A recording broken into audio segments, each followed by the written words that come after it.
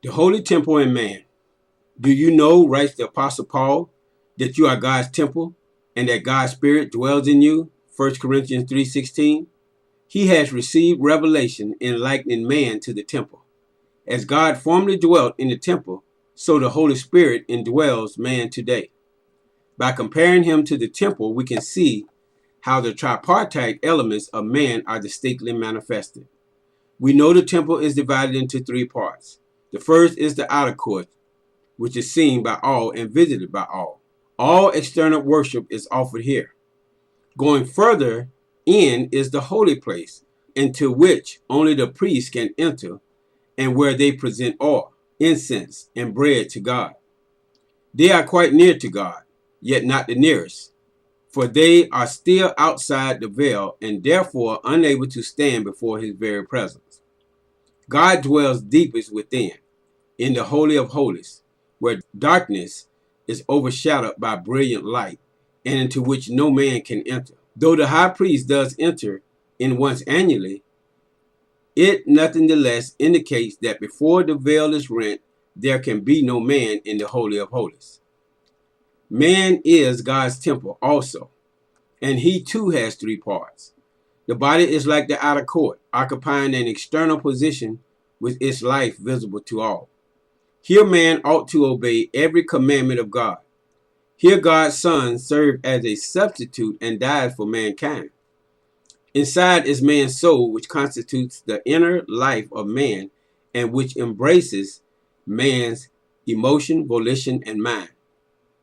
Such is the holy place of a regenerated person, for his love, will, and thoughts are fully enlightened, that he may serve God as the priests of old did. Innermost behind the veil lies the Holy of Holies, into which no human light has ever penetrated and no naked eye has ever pierced. It is the secret place of the Most High, the dwelling place of God. It cannot be reached by man unless God is willing to rend the veil. It is man's spirit. This spirit lies beyond man's self-consciousness and above his sensibility. Here man unites and communes with God. No light is provided for the Holy of Holies because God dwells there. There is light in the holy place supplied by the lampstand of 7 branches. The outer court stands under the broad daylight. All these serve as images and shadows to a regenerated person. His spirit is like the Holy of Holies, indwelt by God, where everything is carried on by faith, beyond the sight, sense, or understanding of the believing one. The soul resembles the holy place, for it is amply enlightened with many rational thoughts and precepts, much knowledge and understanding concerning the things in the ideational and material world. The body is comparable to the outer court, clearly visible to all. The body actions may be seen by everyone.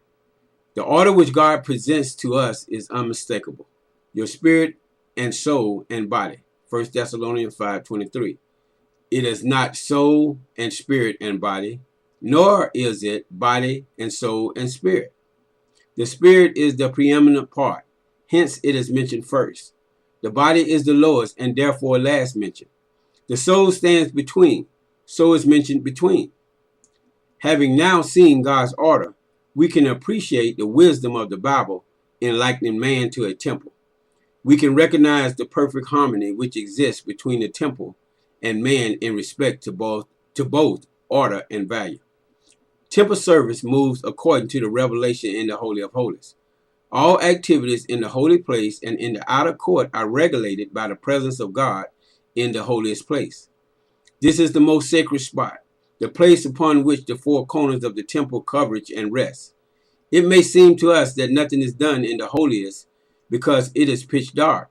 All activities are in the holy place. Even those activities of the outer court are controlled by the priests of the holy place. Yet all the activities of the holy place actually are directed by the revelation in the utter quietness and peace of the Holy of Holies. It is not difficult to perceive the spiritual application. The soul, the organ of our personality, is composed of mind, volition, and emotion. It appears as though the soul is master of all actions, for the body follows its direction. Before the fall of man, however, the soul, in spite of his many activities, was governed by the Spirit.